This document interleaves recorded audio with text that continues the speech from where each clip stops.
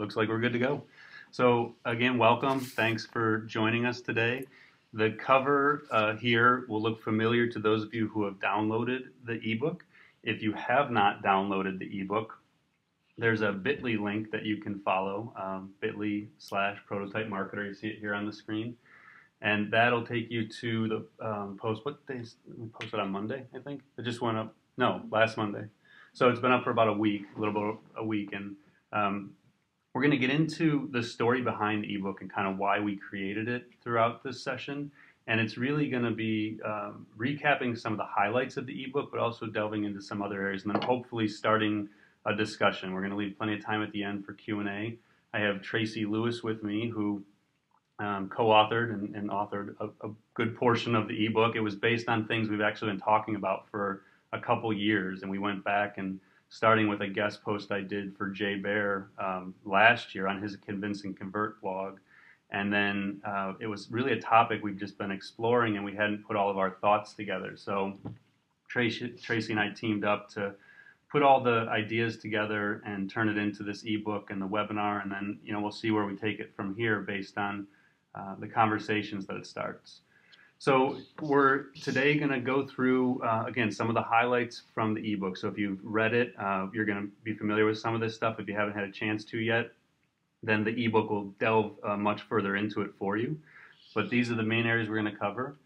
And we want to start with this idea of hybrid professionals. So the hybrids are coming. Obviously, the subtitle to the ebook is something that we started writing about probably in 2009. And it was before I wrote the marketing agency blueprint, a couple years before, as a matter of fact. And we started thinking about the evolution of marketing talent and kind of what the marketer of the future would look like.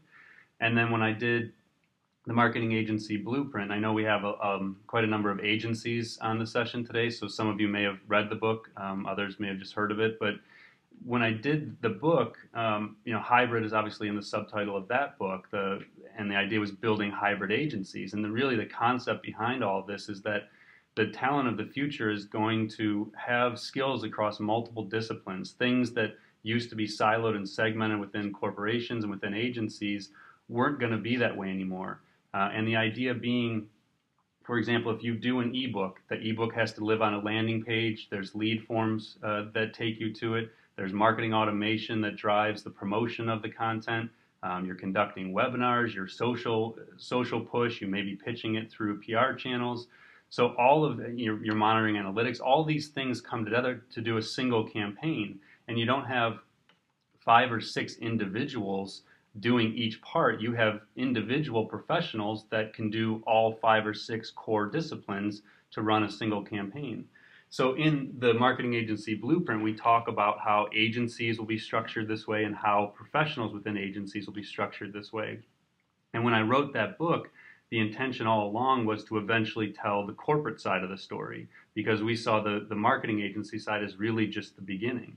And so that's what we've done with this ebook, is start to tell how this is impacting the corporate side. And so if you've read the marketing agency blueprint, these 3 catalysts will look very familiar.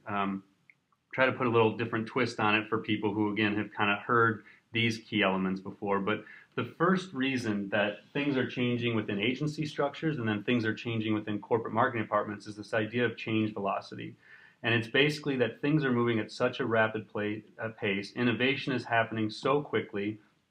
It's impacting the software we use to run our businesses, to do our marketing. It's making things more efficient. It's adapting the type of talent we need. And so an example, the reason we have the Facebook icon here is for the last 4, 5, 6 years, corporations and marketing departments have been focused on building reach on Facebook and Twitter and other social media channels, and specifically with Facebook, building likes. And what's happened recently, and mostly this year, is you've seen that what people were perceiving to be owned media, so you build a 3,000 likes on Facebook and you assume that you can reach that audience whenever you choose to, Facebook has changed their algorithm to determine what shows up in people's news feeds. And now all of a sudden, almost overnight, you have companies that have invested tens, if not hundreds of thousands of dollars driving traffic to Facebook, only to realize they can no longer control what those people see. So things like that change so fast.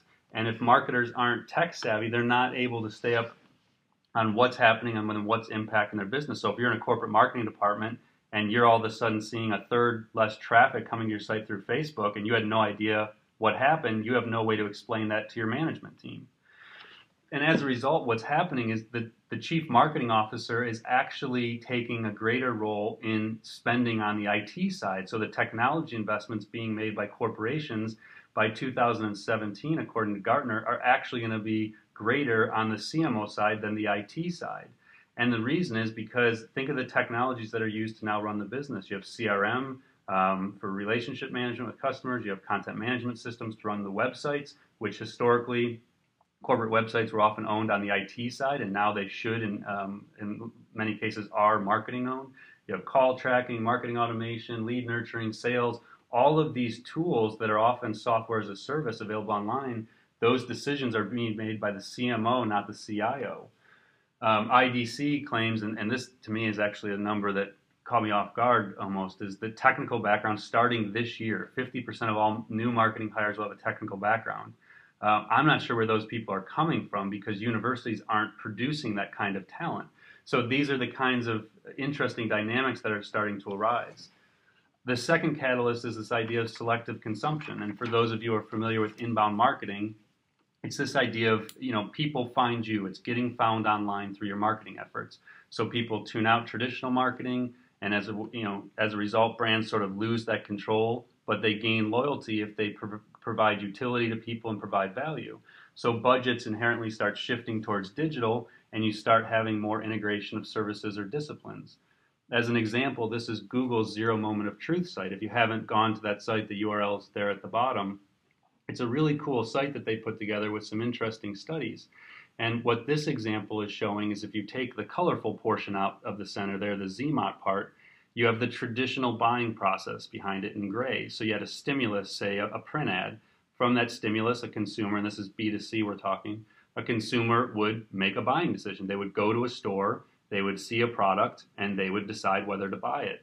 That's the first moment of truth. The second moment of truth is they experience it, and then they choose to share their experience or not. They become a promoter or not. Well, what Google is demonstrating here is there's become this zero moment of truth. So now there's still the stimulus. So you may see an ad, you may hear someone talk about a product, you may see it on Facebook, wherever it is, and rather than making a buying decision, you're now stopping and conducting research. And Google's studies show that over a 12-month period, the number of resources that people look to before they make a buying decision has doubled. So in 2010, on average, people would look at 5.27. In 2011, that number was 10.4. So because there's so much information available through blogs, social media, traditional media, all these other channels, people are going and consuming that information on their desktops, on their mobile devices, anywhere they can access information. And it's not just applied to B2C. On the B2B side, you now have people making, in this study from the Marketing Leadership Council, 60% of their purchase decision before they're ever contacting a sales rep. And it's because they're following almost the same process as the B2C buyer. They're conducting their own research. They're sitting in on webinars and product demos and downloading ebooks and white papers and listening to podcasts. They're doing all these things to absorb information. And then once they think they have enough information, from there they go forward. And then the third catalyst is success factors. So the way we measure the success of marketing has changed. And in part, this is driven by the technology or the change velocity. Is it's now possible to measure things in a far more advanced way. So this is an example funnel from Kissmetrics, which is a great blog to read for this kind of information. But it's showing how you can watch from visitors on the site to how many sign up, and this is an example of a software as a service funnel, to how many activate, to how many actually become revenue paying customers. And every organization should be setting their marketing programs up with these types of funnels in mind, no matter what industry you're in. You should be able to follow the buyers through the process and then provide those kinds of analytics. So again, what's happening, because this deep analytical information is available, you're now having, this is from the IBM Global Chief Marketing Officer study, which is an incredible study you should download. But they're saying CMOs are under pressure to provide this quantifiable evidence, and because of that, they have to get different people on board. people with a mix of financial, technical, and digital skills that can analyze this kind of information and figure out what to do with it. So when you're looking, again, from the IBM study at the ROI measurements, the things that chief marketing officers are held responsible for, you see ROI right at the top, but then look at where the red arrows are pointing. You have conversion rates on new customers, which some more advanced marketers have always been doing, but for a lot of people, that wasn't one of the top things they had to report. Marketing influenced sales, so being able to know that if a sale converts through a known channel, say they come through a contact form on your website, you would assume that they just found the website and they contact you. But what you can now do with marketing analytics is dig back to the first touch point with the company. So maybe they actually came in through a Facebook link originally, and they've been on your site 10 times before they actually completed the contact form. So you now need to be able to look at the entire funnel and figure out how did they first learn about us, and then where did they convert, because that helps you allocate your resources more intelligently moving forward. And then the one down at the bottom, social media metrics. In a lot of cases, we consider social media metrics more signals. They're things that indicate that you're expanding your reach and you're building your brand. But you have to be able to connect the investments being made in social to bottom line results for a company. And there's many corporations aren't structured to do that. This is still me, right? So from there, we get into this idea of we need different types of professionals. So this is meant to accomplish two things. One, to get my daughter into a slide in a slide deck because she's adorable. So this is my daughter. Two, to show she is 14 months old, and this is what she does laying in bed. Now, I'm not a bad father. I don't only let her play with her iPhone and don't show her children's books, but she actually flips through thousands of pictures on an iPhone. She can play videos. She can unlock the thing. Unfortunately, I've realized she now knows how to make phone calls at 14 months old. So we've had to remove everything from her phone. But she literally sits there and looks at the iPhone. And the point is, the consumer of the future in 5, 10, 15, 20 years, they'll have grown up completely in a mobile world. So if your organization isn't moving towards mobile strategies and hiring teams, whether it be internal staff or outside agencies that know how to integrate mobile and understand it, you're going to be left behind. So when you think about the competencies of the hybrid professional, these are some of the core areas, and these are the ones that we really outline within the ebook. There are obviously many more, but these are what we consider some of the most critical. So being able to analyze all this data that's available and not just identify trends, but actually know what to do with it, how to act on it. Content marketing is an enormous driver. So obviously you can use blogging and ebooks and white papers and case studies and podcasts and videos and photos and all of these multimedia assets to drive leads, to drive conversions in the middle of the funnel, to build loyalty at the bottom of the funnel. So content becomes essential. People who can create very well written content, but also multimedia producers. So people who can do video and audio, and those type of people become very valuable.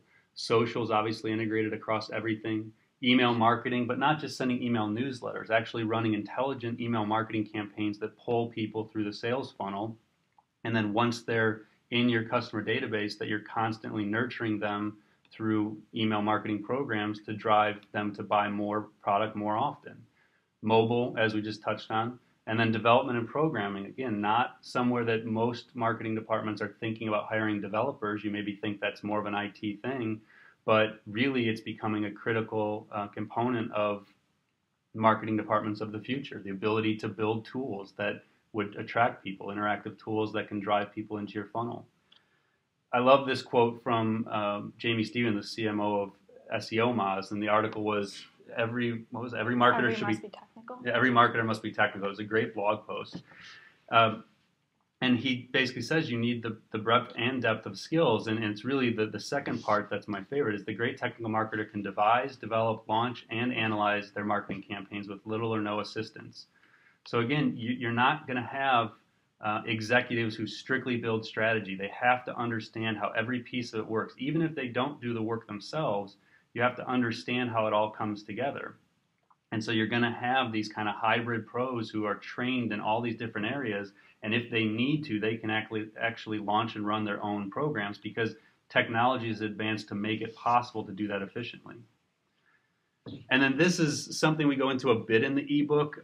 It's really such a big idea and a big topic that we probably don't do it justice within the ebook itself. But if you're not following Scott Brinker, he's a phenomenal thought leader in the integration of marketing and technology, and I'd highly recommend subscribing to his blog.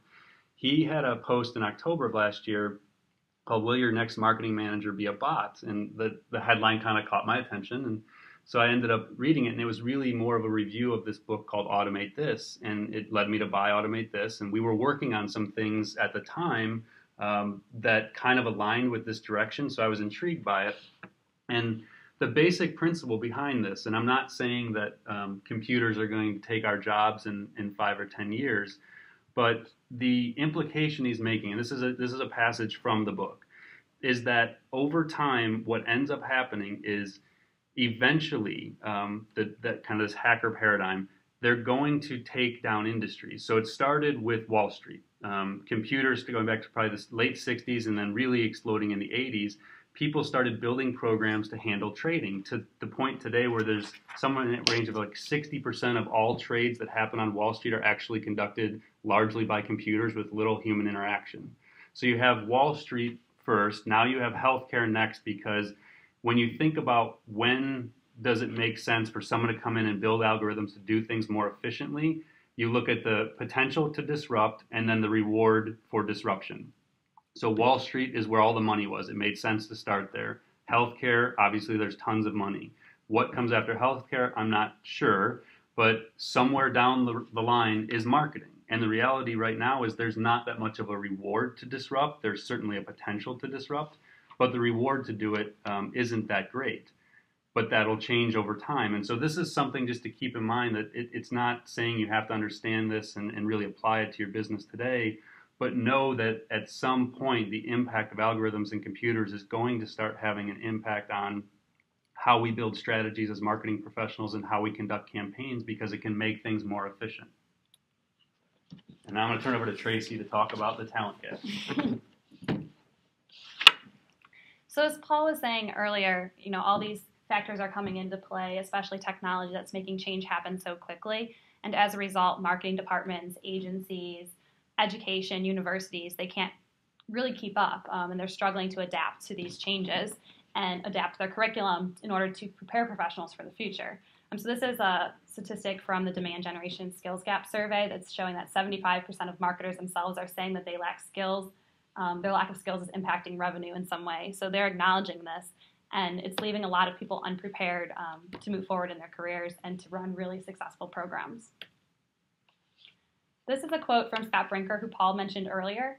He's the CEO and founder of Beyond Interactive. But he's really just saying here, too, that these people are really unicorns. They're hard to find, people that have both technical and marketing skills, because of what I was just saying, the fact that training programs haven't evolved to the point to keep up with the change of pace in technology. And I think one of the key points there to keep in mind is if you're listening to the first 20 minutes of this and thinking, oh my gosh, we're so far behind, you're not. The point is, this is the optimal department. If you had all this, you would be so far ahead of the curve right now. But the main takeaway from the ebook and from the conversation today is to say, just get started. Like, understand where the future is going to take you, and it's already moving there. And that's what Scott's message is these people are really, really hard to find right now. If you have them, figure out a way to keep them. If you don't, you're probably going to need to figure out a way to develop them yourself. Right. So going along with this, again, this is from the IBM study, but it's basically just showing that CMOs are underprepared to manage these areas. So as Paul was saying, these people, they realize that they're not up to par. People are trying to evolve, but everyone's kind of at the same place, and we're all trying to evolve together and learn together. So some of the things that they point out specifically where they feel underprepared are data explosion, social media, the growth of channel and device choices, and ROI accountability. And if you look at some of these areas, there's things that, CMOs really never had to manage or were responsible for in the past. So, it makes sense that they're underprepared there. And so it's how do you look at this now and move forward with training and education and finding, hybrid professionals that can fill these gaps. In many cases, this means that you need to look at your teams and actually restructure them in the age of content, consumer conversation, and engagement in order to, better prepare yourselves. And in doing that, companies can do some really cool things if they have those teams in place. So this is one example. It's actually from Disney of January 2013. It's a New York Times article that's talking about how they're launching My Magic Plus, which is basically a big data play. Disney realized that happy customers in their parks spend more money, so they're trying a way to make the experience more personalized and enjoyable by launching bracelets. So these people will wear the bracelets, and it's tracking all of your activity throughout the park, from everything from what you bought, what rides you rode, what characters you shook hands with, and which ones you walked by. How long you waited in line, which restaurants you stopped at. So it's literally like you could have it programmed to where the park knows that your daughter's birthday is that day, and as Snow White's walking by, she can come over and say, "Hi, Tracy, happy birthday." And it's that kind of stuff that just wasn't possible before. Right. So they're using this data, though, as a way to really personalize not only their marketing, but also the park experience, which they know in turn makes happier customers who are going to spend more money in the park. So they're taking data to a whole new level here and integrating it into their marketing strategy to really drive more sales. Another good example of using data and technology to really target things is Target itself. What Target did is they realized that a lot of times when people are shopping for goods, whether that be clothing, groceries, they'll go to different stores and they have their favorite brand preferences. However, there's one time in a person's life when this kind of goes out the window, and that's when they just had a new child. And at that time in their life, they're so overwhelmed and stressed that a lot of times they just want to make a one-stop shop. They don't want to be traveling around, and they'll get everything in one place. Well, it's really hard to break, the normal habit. So this is a time in a life, though, where they can do that. So they wanted to pinpoint, when women were pregnant, based on their purchasing behavior, so that they could send out targeted offers to these people and try and pull them in at that time in their life to change their habits ongoing and make them come to Target for all of their goods later in life. And so what they actually did was they used data, and they would look at things like purchases of prenatal vitamins, unscented lotions, things you might be buying early in pregnancy, and they are able actually to identify women in their second trimester of when they were pregnant and then send them targeted coupons and ads for baby products, encouraging them to come to the store. And a lot of times, those women then stayed. They bought their baby products, but then they also became Target customers in other areas as well.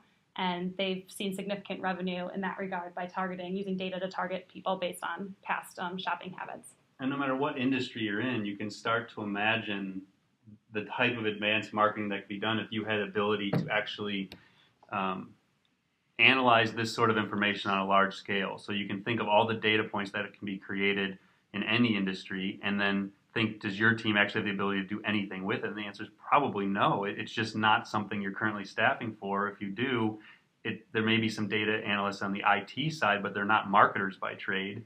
So it's just completely evolving what's possible with marketing, which eventually then impacts the kind of talent you have to have. Right. And on the right-hand side of the screen here, you can see that's actually a screenshot of an article that was in PR Week about Target. And it was basically talking about how, previously they had separate departments within their marketing department for, media, digital, traditional events, PR, and they were all separate subsets. And how when the new CMO came in, he basically combined them all, and they're all reporting directly now to him because he understands the importance of, seeing how these things interact with each other and becoming really integrated with their strategies and talking and communicating with one another. Oh, I did forget to mention up front, Jessica Donlin is with us as well on the Q&As. So if you do have questions, if you have any issues, she's the one that you can respond to. And so, go ahead and throw questions in there early if you think of them, and she'll flag them, and then we'll get to them towards the end. So in order to do really cool marketing programs like this, you have to have the talent to implement it. So where do you find this talent? How do you attract this talent to your organization? The first step is to actually look internally at your current strengths and weaknesses. So PR 2020 actually launched a tool called Marketing Score. So at themarketingscore.com, you can go there. It's a free assessment engine where you can grade criteria for your business. So anything from business cores to technology utilization to, as you can see on the screen, marketing team strength. And so we're looking at things like coding and development, copywriting, data analysis, a lot of those things Paul touched on earlier, and you're just rating yourself on a scale from 1 to 10. In doing so, then it'll spit out a report at the end that actually is showing where your strengths and weaknesses lie. So escalators are things you need to improve in. So by looking at those gaps within your team, you now know, okay, we either maybe need to hire somebody that has those skill sets, outsource those to an agency partner, or implement internal training programs where we can then strengthen our skills in those areas. If you choose to hire, a lot of times we recommend looking for A players with potential. it's very rare because of the talent gap that you'll actually find, someone on the free market or right out of school that's got all the, the skill sets that you need to run really integrated programs. But there are people out there that have the capabilities to do that based on the fact that they're analysts, they're creative, they're good listeners, they're tech savvy. And from there, you have that base that you can really work with and form someone into that true hybrid professional. But also don't pigeonhole yourself into looking, just in like the business schools or in the marketing departments, because a lot of times, these people may come from diverse backgrounds.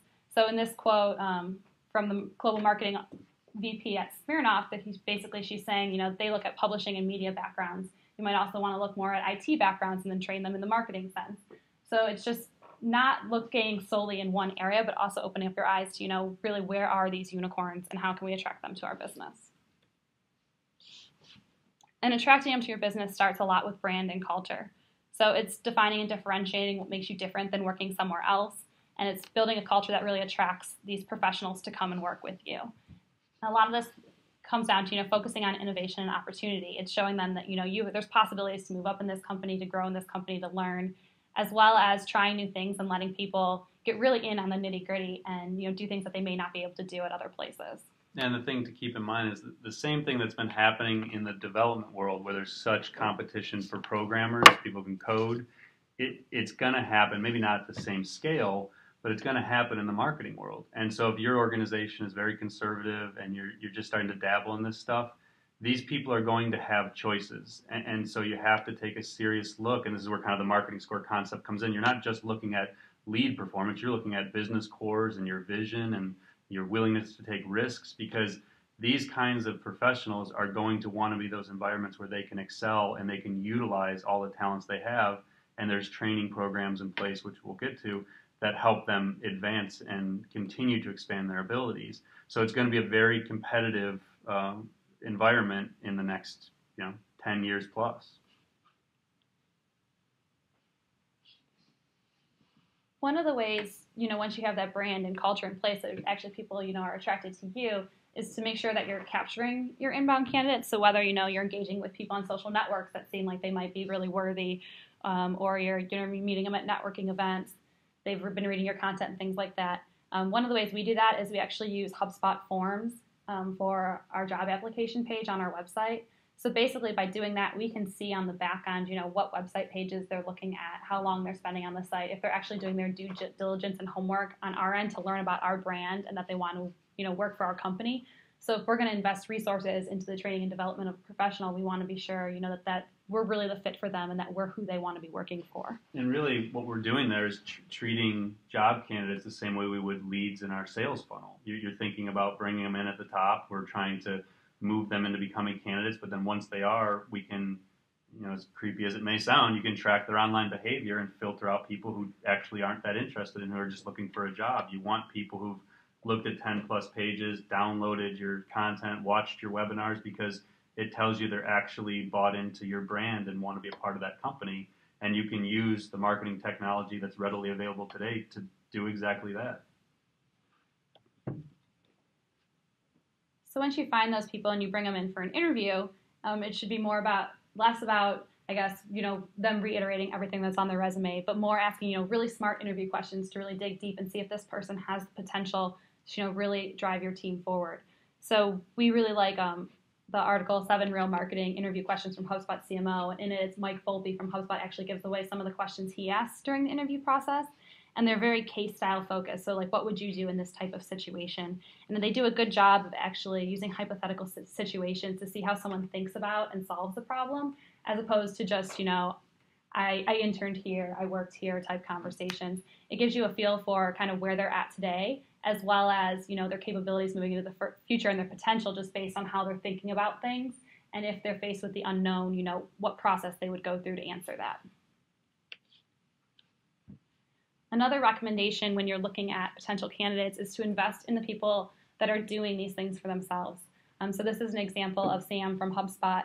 And actually, he got hired at HubSpot because he created an entire website called Hire Me HubSpot. He launched LinkedIn ads where he was targeting HubSpot executives, basically telling them to hire him. So he had a whole inbound marketing campaign that was tied to getting hired at a company. So obviously, this is one extreme of somebody really, investing in the doers.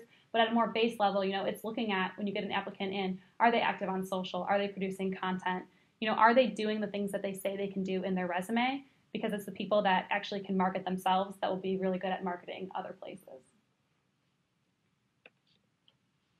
So that kind of takes us to the last section of what do you do to advance your team? So you're not going to make the changes overnight. You're not going to be able to go out and recruit all these people if you have the ability to bring in more headcount because they're not necessarily out there. So it starts with some small things like removing the silos. So if you're currently structured where design does design and social does social and PR does PR and nobody works together and they're not moving forward in an integrated approach, then you need to start looking at ways to remove those silos from your organization and get this more kind of a hybrid integrated mentality. This is a quote from the CMO at TD Bank talking about the consumer doesn't care. They don't differentiate between these channels. So why should your team? And so you just really need to start thinking about marketing, communication, sales, IT, how we all align versus who gets which portion of the budget. One of the great things and one of the most promising things for organizations that are ready to start taking steps is there's a wealth of information and resources out there to help you do it. So on the screen, we just have a few. Inbound Marketing University for people that want to learn the basic principles and methodology that HubSpot teaches. Code Academy popped up and got very popular in the last year or two to help people learn how to code. And it's pretty cool. They just send you prompts and they walk you through classes.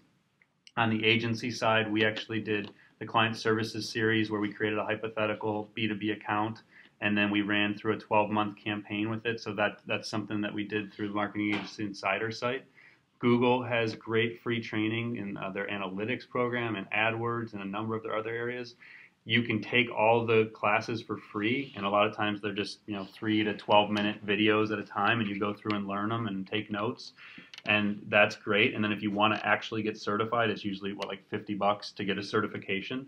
So what we tell candidates for jobs here that don't get hired is, listen, here's 10 things you can go do to enhance your resume. And so next time you sit down and interview, you can tell them, hey, I've taken Google Analytics training. I'm certified in AdWords. I've gone through Code Academy. Like that's the kind of stuff that sets employees apart. So they don't necessarily have to learn this stuff at universities because they're not being taught this stuff at universities. They need to take the initiative to use all the training that's available.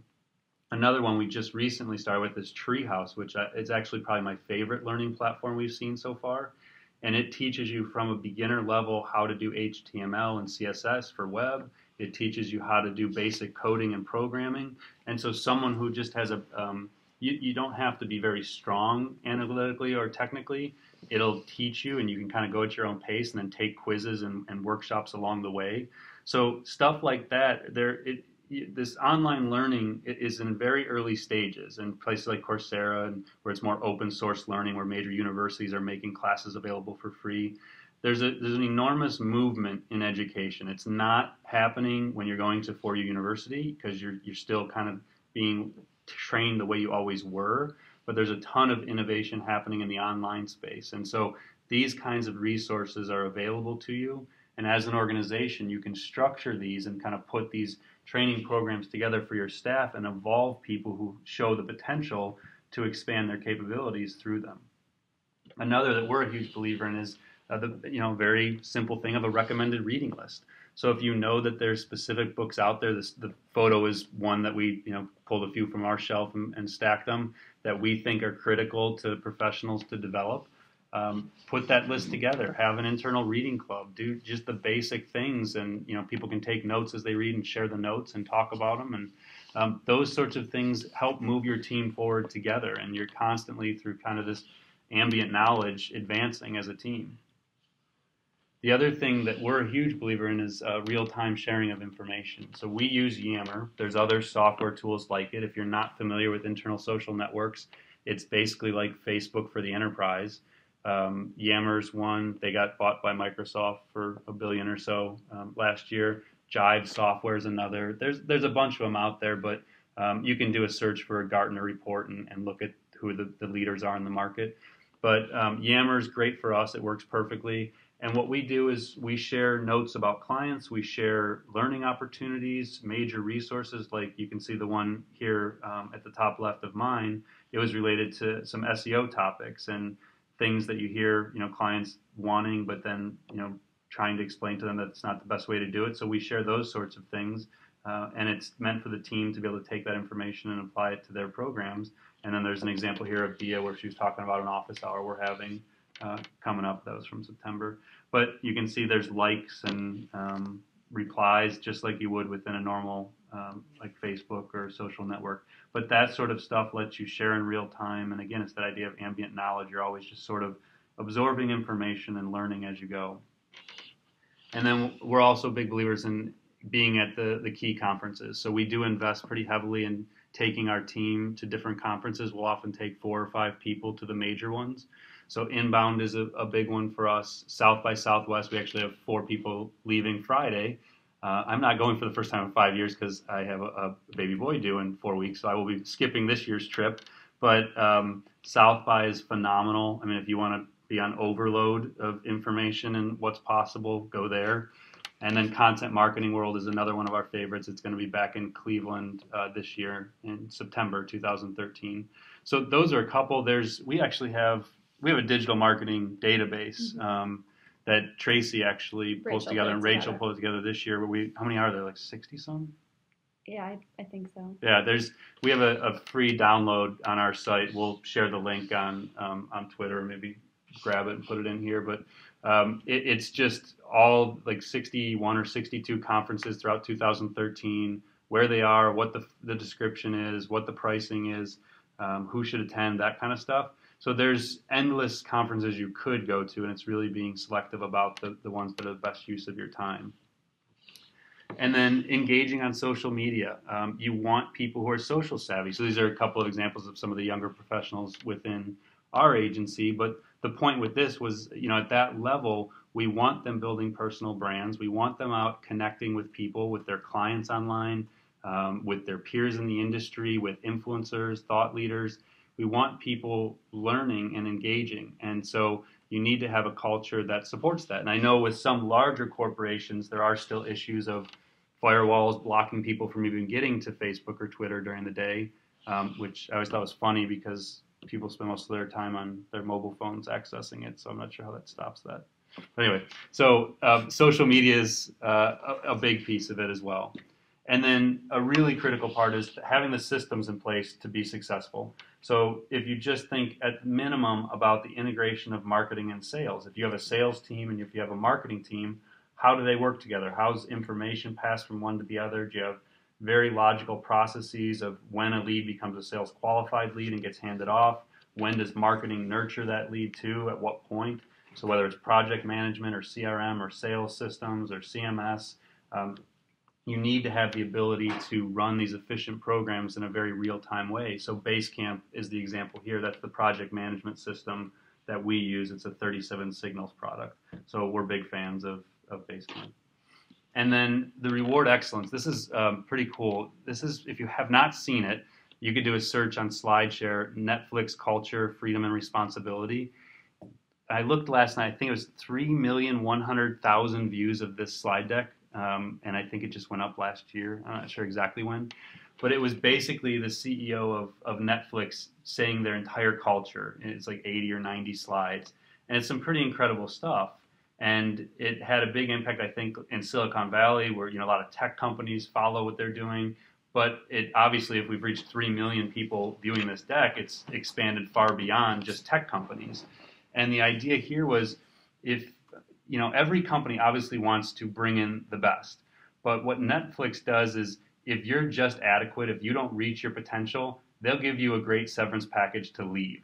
They only want the people who actually excel. So if you put the programs in place and give people the ability to learn all these new competencies and to advance their careers, and you have some people who just don't take advantage of it or aren't that interested in evolving, then send them off somewhere where they can excel better, because it's not going to be within your environment. And that's for a lot of larger traditional companies in more conservative industries, that's probably a really far off idea to actually do something like that. But there's a lot to be learned from these younger, agile, tech-savvy companies and how they're performing, because they're the ones who are advancing far quicker. And so you have to kind of stop and take stock of what they're doing.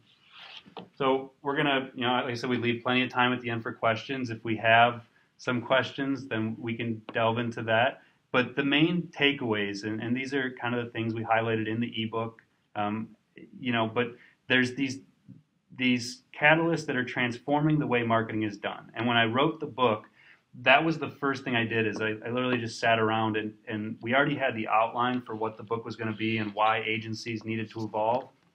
But I didn't feel I had the exact reasoning, like the scientific reason behind why.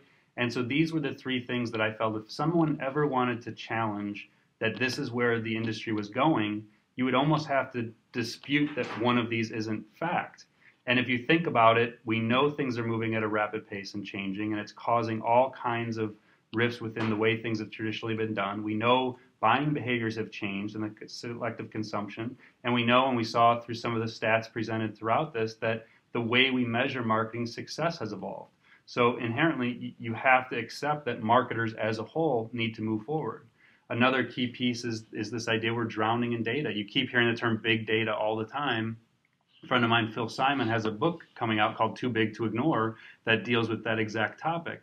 And most marketers aren't structured to know what to do with immense amounts of data. Like we can find our way through Google Analytics and report buying behavior, but when you think about millions or billions of bits of data, like Disney's now dealing with their Target, marketers aren't trained to do that coming out of school. So where is that talent going to come from?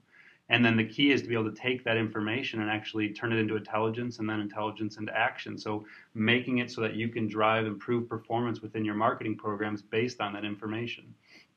So, the belief being hybrids will be the future. There will still be people who specialize in different elements of marketing, but the people who are probably controlling the budgets and ascending to the top of the corporate structures are going to be people who, like as Jamie Stevens said, can do it all. They can devise the plan, they can launch it, they can run it, they can analyze it, and then they can evolve it and launch another one. But we're also dealing with the reality that a lot of the talent that is required doesn't exist today. And so what that means is people like you who are taking the initiative to sit in on this webinar have a chance to completely redefine your career and your company. And for the agencies on the call, it really means that while marketing departments are trying to catch up, there's an opportunity to fill that gap for the time being and maybe for the foreseeable future. So agencies that are adapting and offering these kinds of skill sets to enhance existing marketing teams within companies and clients, they're the ones that have the opportunities to really excel. So with that, I think we have a few questions that Jess is going to jump in and ask, and we'll see if we can provide some helpful answers. Sure. Thank you, guys. That was really good. One question for both of you. You mentioned Chief Mark Tech. That blog is a resource for marketing technology merge. What are maybe your top 3 blogs that you have to read every day to kind of get the latest on where the industry is going? It's hard to narrow it to 3. I'm trying to think of my RSS feed reader. Well, I think there's 2 different categories you should be looking at. I mean, the first is more your digital publications. So, in blogs, you're looking at things like, Chief Martech, but then you're also looking at more of the actual tech companies themselves. So the information that Google's putting out, Yammer's putting out, HubSpot's putting out on where their software is going. So I almost have, when I look at my RSS feed, I have those tech companies in one, but then I also have the publications. Yeah, I'm kind of similar. Mine's structured. My RSS feed reader has marketing technology folder, and so we follow all the softwares that we use or that we're looking into. So Google Analytics, 37 Signals, HubSpot, Yammer. We follow all of those blogs because we want to stay on top of what's changing. Yeah, Kissmetrics is a good one. We don't use Kissmetrics, but we love their blog. I mean, it's one of the best around right now, I think. I look at marketing thought leaders like Jay Baer, Convince and Convert, and I read his stuff. And then I have my marketing essentials one where there's Marketing Land and Mashable, and then there's more of the tech crossover like TechCrunch and GigaOM. So, I mean, there's literally dozens. All things digital. Yeah, so I just scan my feed reader every day. I don't know that I could narrow it to 3. That's okay. You guys mentioned a lot of good ones there. You mentioned a lot of the different training opportunities that people can do now or that we do as an agency. If you had to rank them or prioritize them, where should someone start with like Google Analytics, AdWords, all that? I would probably start, and this is not a selfish plug, I would start looking at the gaps that exist. So start with a marketing score assessment or whatever you want to use to assess your team and look at it and say, here's where we want to go. Our goal, like I almost look at everything in terms of your marketing funnel. Where are you strong right now? Are you good at bringing people into your funnel, like website visitors, moving them through the funnel to become leads, converting them from leads to customers, and then improving loyalty of your customer base at the bottom? You want to think of what are the goals of our organization? Where are we strong now from a talent and a performance perspective? And where do we want to go in the future? And then that'll dictate the kind of training you need and whether you have the people on staff now that you can evolve or whether you need to go out and hire them. And then from there, I would take a look at all of the resources that are available, like Treehouse and HubSpot and Coursera and all these other places, and have someone take the charge and put together a curriculum and kind of the process. So when someone starts, we want in their first 3 months to go through Google Analytics. That's one of the critical ones for us. So we have kind of a timeline of after 3 months have completed Google Analytics, after 6 months Google AdWords. All along you're taking the inbound training. The Treehouse one for us is optional right now. It's for people who want to learn coding and programming. But again, it aligns with where you want to go as a corporate team or as an agency, and then what talent you have that can evolve, and then you prioritize based on that. Okay, you mentioned the marketing score. You had a question come in from Twitter that asks, does the marketing score evaluate just individual skills, or is it more from a team/department level? Can you maybe speak about how you can use it either way or what it's intended for? It's from an organizational level. So it walks through 10 sections, starting with business cores, marketing cores, lead sources, marketing team, marketing technology, integration, different public relations, content, social, all those different elements. And it has you rate on a 0 to 10 scale each factor. So for example, what we saw with the marketing team of it, in marketing technology, it asks how would you rate the overall strength of your utilization of these technologies? CRM, project management, CMS, call tracking, analytics, email marketing. And so what it's doing is it's saying as an organization, as a marketing team today, here's where we're strong and where we're weak. And then from there, the idea is to help people improve their marketing performance by identifying the weaknesses and then putting the tools and resources in place to help them evolve their marketing. So it is at an organizational level. Right now, you can take it as individual users, but one of the things we've talked publicly about being the next phase is to actually build company dashboards where you can integrate multiple people's input and then look at it across a system and look at how the team ranks in different areas. Awesome. All right. So speaking of your team and putting together this awesome team, one of your questions is, are freelancers more or less desirable than employees, or how would you use them? I think it's going to depend on the organization. I mean, some organizations may prefer not to try and staff. So if you have a freelancer who can fill gaps within the company, sometimes it's easier for corporations to get budget for outside resources than it is for more headcount. So I don't see the role of a freelancer diminishing by any means. I think if freelancers evolve their skill sets and can really be an asset to marketing teams, corporate marketing teams and nonprofits and people that need the support, organizations that need the support, I think they'll be as important as ever, and there may actually be more opportunities for freelancers. All right. As the leader of an agency, do you find it hard to know, everything that's going on, or do you recommend, knowing a little bit about everything and focusing on a team that's really talented with niche skills and kind of bringing them together? Yeah, it's a tricky question. So for me, what I've found is as technology moves quicker and quicker, it becomes harder for me personally to stay up on everything. So I don't feel like I've been trying to do the Treehouse training because I'm specifically interested in developing a competency in coding. I don't necessarily want to be a developer, but I want to understand it better and the applications of it. So I started like 3 weeks ago trying to do the training and thinking I was going to do it every night. But in addition to having a baby due, we have the 14-month-old who doesn't like to go to bed at night. So the reality is I'm not keeping up to the pace I'd like to.